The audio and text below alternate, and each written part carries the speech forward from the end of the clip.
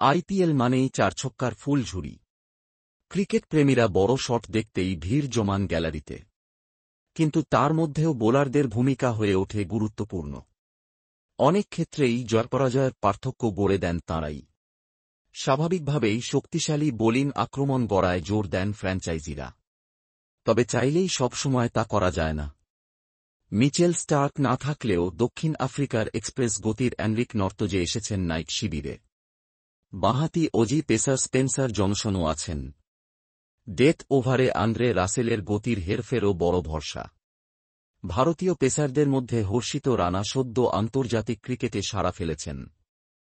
গতি ও বাউন্সে উইকেট নেওয়ার ক্ষমতা ধরেন তিনি। আনক্যাপড পেসার বৈভব অরোরাও গত বছর নজর কেড়েছিলেন। স্পিন বিভাগে দুই মিস্ট্রি স্পিনার বিপক্ষকে ধাঁধায় ফেলার প্রতিশ্রুতি দিচ্ছেন।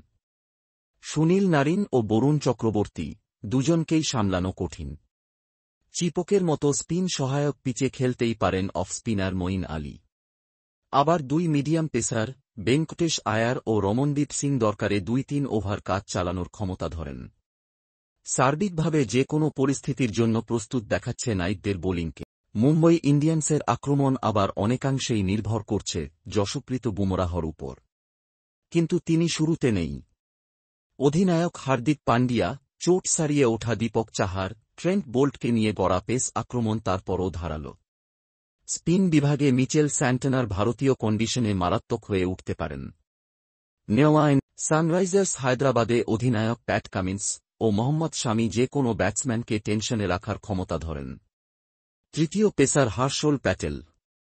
স্পিন বিভাগে অ্যাডাম জাম্পা ছাড়াও রয়েছেন রাহুল চাহার ও অভিষেক শর্মা। গুজরাট টাইটান্সে কাগিসো রাবাদা, মোহাম্মদ সিরাজ ও প্রসিদ্ধ কৃষ্ণা আছেন পেস বোলিংয়ে।